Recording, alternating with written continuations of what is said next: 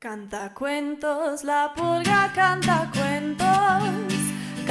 cuentos de sol mañanero. Canta cuentos, la pulga sebastiana, canta cuentos de bestias extrañas. Canta cuentos, la pulga sebastiana, canta cuentos de naciones lejanas. Canta cuentos de moscas. La, la, la, la, la, la, la, la, la, la,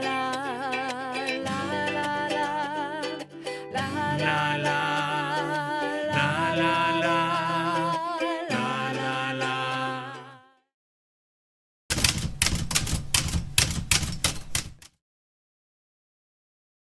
La cultura azteca nos dejó, entre otros grandes testimonios históricos, productos de su arte, no solamente en la arquitectura o en la pintura, sino también en la literatura.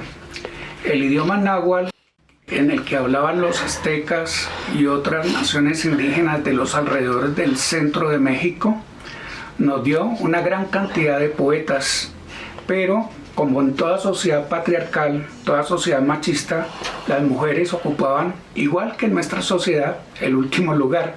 Sin embargo, a pesar de esa dominación masculina, quedó el testimonio de un himno o canción o canto escrito por la que podríamos llamar la primera poetisa de las culturas precolombinas, de las cuales tenemos un testimonio fehaciente.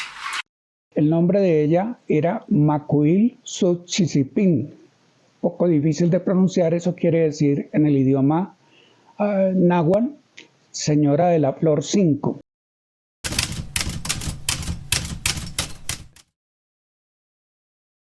Ella nació por allá en el año 1435, cuando se estaba consolidando en el centro de México el gran imperio azteca, que creó esa gigantesca ciudad, la ciudad más grande del mundo a principios del siglo XVI, la ciudad de Tenochtitlán. Todas estas tribus o naciones indígenas descendían de los chichimecas, eran los originarios, la cultura originaria de la mayoría de las naciones indígenas que poblaron el centro de México. Entonces decíamos que la poetisa nació en un hogar de la nobleza indígena. Su padre se llamaba Tlacaelel y, siguiendo las costumbres patriarcales de esos años, tuvo 12 hermanos más. Su padre tuvo 12 hijos con diferentes mujeres. Pero ella fue la mujer que sobresalió. No nos dicen las crónicas detalles más particulares. Lo cierto es que fue criada con ciertos privilegios, entre ellos el de poder usar artísticamente la escritura, tal vez formarse en pintura, en música y convertirse en una de las mujeres o de las pocas mujeres ilustradas de la época.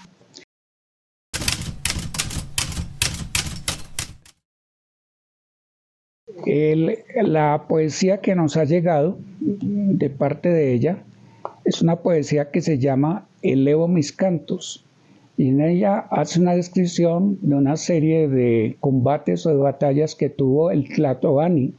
Tlatoani era el nombre que le daban los aztecas a su emperador o jefe máximo político, militar y religioso.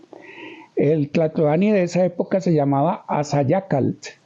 Y entonces en el poema ella elogia a Azayacatl, del cual su padre Tlacaelel era uno de los guerreros o de los hombres de absoluta confianza, y narra cómo Azayacatl fue herido en un combate con los indígenas otomíes y cómo por la nobleza de Azayacatl le perdonó la vida al guerrero otomí que lo había herido, creo que en una pierna. Pero el texto del poema nos muestra la capacidad que tenía la autora para entender la realidad que la rodeaba y entender que así como hoy esa realidad es frágil, es pasajera. En el fondo, es una precursora de esos movimientos que en los años 50 del siglo pasado se llamaron los existencialistas, porque hacían una especie de análisis sobrio y amargo de lo que es la realidad, lo que es la vida, lo que es la muerte. Leamos una parte de ese poema, que es el único que, repito, ha quedado de esta poetisa que hizo parte de la élite que dominó la vida de los pueblos mexicanos antes de la llegada de los españoles. Dice así: elevo mis cantos, yo, Macoil Xochil, con ellos alegro al dador de la vida, que comience la danza. A donde de algún modo se existe, a la casa de él se llevan los cantos. Aquí está preguntando si existe ese Dios, si es a donde después de la vida, en la muerte, se le lleva todo lo que se cante y se haga de arte en esta existencia. ¿O solo aquí están vuestras flores? Es una pregunta de carácter existencial, pero que comience la danza, que comience el baile. El Matlacinca es tu merecimiento de gente, señor Izcoal. A Sayacalcín tú conquistaste la ciudad de Tlacotepec. Allá fueron a hacer giros tus flores, tus mariposas. Con esto has causado alegría. El Matlacinca está en Toluca, en Tlacotepec. Sobre nosotros se abren las flores de guerra. En Ecatepec, en México, con ellas se embriaga el que está a nuestro lado. Las flores de guerra es una bonita metáfora que le nace a la poetisa, ¿no? Porque para ellos las guerras eran sagradas, las guerras se hacían para obtener, digamos así, el beneplácito del dios principal Huitzilopochtli, que exigía periódicamente sacrificio de víctimas para que el sol, que era lo que representaba Huitzilopochtli, no se apagara.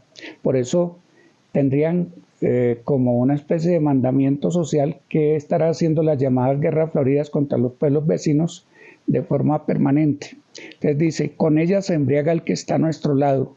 Se han mostrado atrevidos los príncipes, los de Acolhuacán, vosotros los tecpanecas. Por todas partes Azayacal hizo conquistas. Por aquí vino a salir, allá en Siquipilco, a Azayacal lo hirió en la pierna un otomí cuyo nombre era Tlitlal. Aquí es donde viene, digamos, el centro de la historia del poema. Entonces dice se fue a buscar a sus mujeres, les dijo: prepararle un braguero, una capa, se los daréis vosotros que sois valientes. Azayacal exclamó: que venga el otomí que me ha herido en la pierna. El otomí tuvo miedo, pues a él lo habían capturado, al que había intentado matar al gran Tlatoani o emperador. El otomí tuvo miedo y dijo: en verdad me matarán. Trajo entonces un grueso madero y la piel de un venado.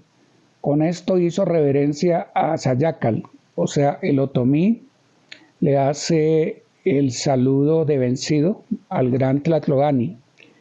Estaba lleno de miedo el otomí, pero entonces sus mujeres por él hicieron súplica a Azayacal, y la súplica de las mujeres resultó positiva, porque Azayacal le perdonó la vida a su agresor, cosa muy rara dentro de la cultura militarista, guerrerista de los aztecas. Y eso es lo que quiere destacar la poetisa, que los ruegos de las mujeres convencieron al gran jefe azteca de no cobrar la vida de su agresor.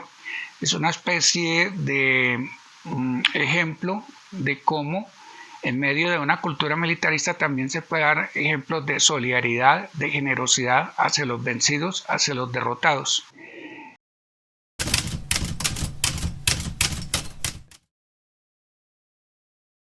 Lástima que no se hayan conservado más poemas de esta mujer, que me parece que es bueno destacarla porque es la precursora de todas las escritoras, de todas las feministas de América Latina, y una prueba de que aún antes de la llegada de los europeos, de los españoles, etcétera, a este territorio que hoy conocemos como América, había también sociedades donde las mujeres se destacaban como lideresas y tenían su vida intelectual, una vida intelectual muy rica, sin desmerecer de los intelectuales varones de sus pueblos, de sus culturas.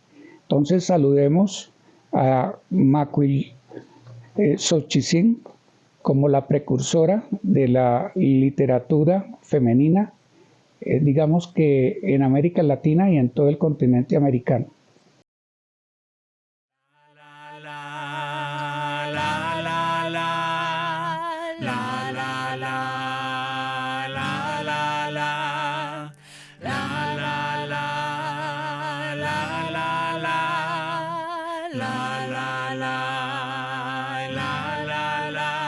Canta cuentos la pulga sebastiana, canta cuentos 1, 2, 3. De silencio para Muno. Canta cuentos la pulga sebastiana, canta cuentos 1, 2, 3 de los niños de mi alma. Sufriendo otra vez.